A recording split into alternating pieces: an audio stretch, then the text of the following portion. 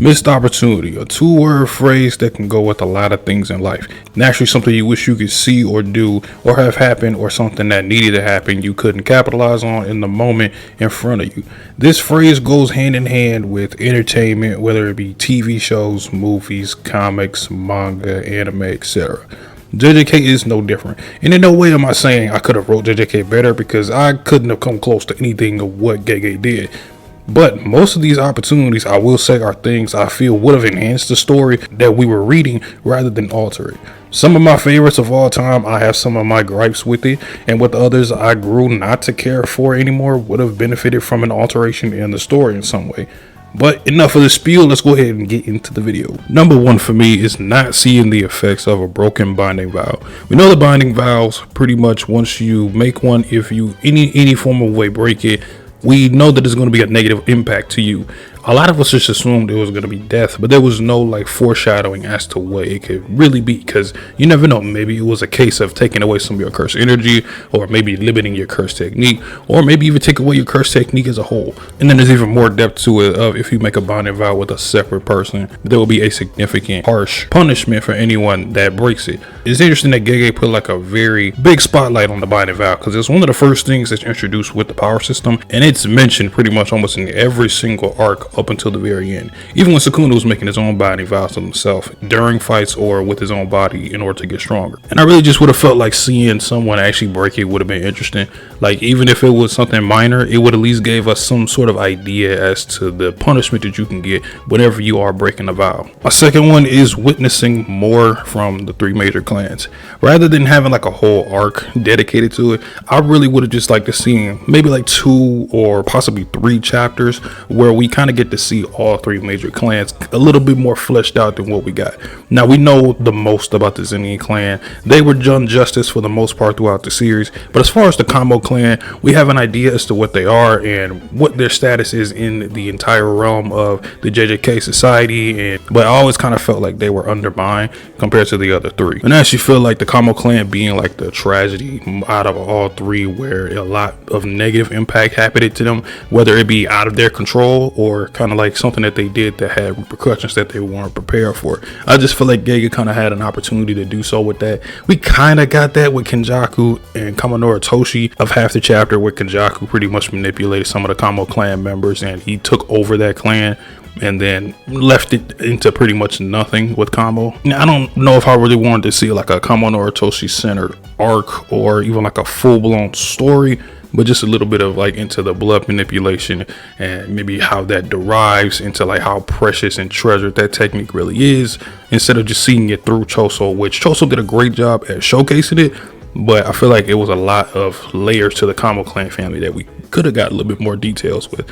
As far as the Gojo clan, they were actually the one I was least interested in, just because we know the Gojo clan is only really derived into one person, and I got a feeling most of that clan was kind of just strong, except for it was just they had one guy that was always the epitome of strength, so it didn't really interest me as much compared to the other 2. Now, this next one isn't exactly one that I couldn't have seen in the story based on the events that happened, but I would have liked to see the domain expansions we didn't get to see. Maybe in an end of the manga volume, and you see an actual domain sketch that Gege drew for some of these characters. But I would have loved to see Yuki's. I think hers would have been interesting, especially with the fact that she uses mass. So I'm curious as to what would that domain expansion look like? Would it be kind of a spatial area? Would it be kind of blank? Or I wouldn't know. Only Gege would really have the answers to that. So I feel like that would have been interesting to see. And of course, my favorites that I would have liked to see were the ones in the Sendai colony, Ryu and Uro. I feel like theirs would have been really cool, especially Ryu's. I would imagine his might have been a bakery or something like that, just because of him and his sweets metaphor. And Uro's is all about the sky. I feel like he might have figured out a figurative way of showing off that domain without it just being the literal sky. Maybe he would have flipped it into where she's able to almost be literally camouflaged with it. I don't know, but I feel like that would have been really interesting to see. And then Megami's complete domain. I would have loved to see the full version of that, because I think it would have been the coolest domain in the series. The after effects of Shibuya was one of the big turning points for the series. It was very quick, very subtle, but everything for the most part mattered. But there was one event that I felt didn't hit as hard as it should have, because we simply didn't get to see more of this character, given the fact that he has a very important position in the cast, and that being Principal Yaga. Principal Yaga has pretty much held it down for Gojo and all the sorcerers that are pretty much neglected by the higher ups. And we know his philosophy, for the most part, was very similar in parallel to what Gojo wanted. However, he does have his own thing that he did on the side, such as helping others with his curse technique and kind of giving that grief that they have. But it almost felt like, to me personally, it felt like a way of like putting a band-aid on like a very open wound, just because something like that, looking back on it, with him, I would like to see a couple more, pages or interactions that he had with the students, and just kind of building up to his death. It didn't have to be the most obvious foreshadowing, like here's all these moments with him, but it'd be nice to see just how important he was to some of these other characters outside of like Hikari and some of the other ones.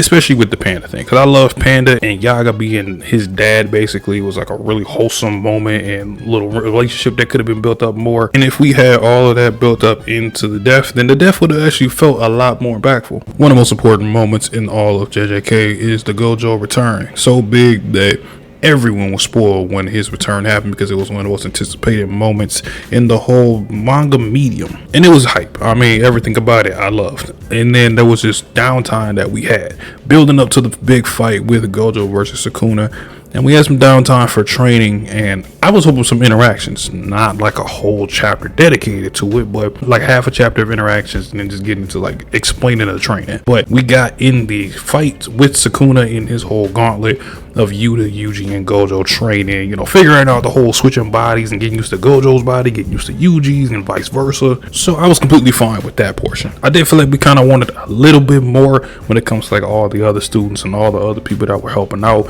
especially when it comes to the ones that did die. So like, Yaga and Nanami, we did get mention of him like I guess reacting right after they told him the news, or maybe like he sat down and really thought about it. But I wanted some, like maybe like an inner monologue of him kind of like giving his wishes to Yaga and Nanami or something like that. Maybe not saying something like I'll join y'all soon, because that would have been big spoiler and probably foreshadowing to what would have happened in the fight. But something to just kind of commemorate those characters from Gojo. We did get them in the afterlife though, which I loved that scene as well. But I just want a little bit more when we were in that downtime. And I know that Kenjaku and Sukuna are highly regarded as two of the biggest villains in the modern age per se, at least in like the last 6 or 7 years when it comes to manga and anime. And we know how their endings went. Some people love it, some people hate it, to each their own. But when it comes to the other ones, those being the disaster curses, including Mahito, which Mahito I'm gonna push to the side because I love everything on Mahito. I don't really have a problem with. My only thing is I wish Dagon and Jogo got a little bit more out of this whole story, and not in a case of like they would have been altering the story, but just like maybe something to where, I don't know, they're just harassing humans or something. Like I just really wanted more from Dagon and Jogo. Maybe you can leave Dagon's transformation as a surprise, because that was a big part of that fight, is the fact that seeing Dagon's true form. But when it comes to Jogo's moveset was so cool. It would have been nice to see him maybe fight like some, I don't know, grade 1, grade 2 sorcerer, and actually like put in some work and then building into the whole thing with Shibuya. I just would have liked more of that, because Jogo is actually, really strong. He's just fought 2 of the worst opponents he could possibly face, and that was probably done on purpose, because he's actually the perfect opponent to showcase someone like a Gojo and Sukuna. As for Dagon, I have no idea, because if you want to make his transformation a surprise, then I don't know if I would have enjoyed him as much when he's in the small octopus or squid form. But I love the Cthulhu design. I just really wanted more from that. But we got what we got. I just felt like a couple more scenes leading into that moment with Shibuya would have been better. Now I do have an Hikari bias, so I will say I feel like Hikari had a couple missed opportunities with other characters.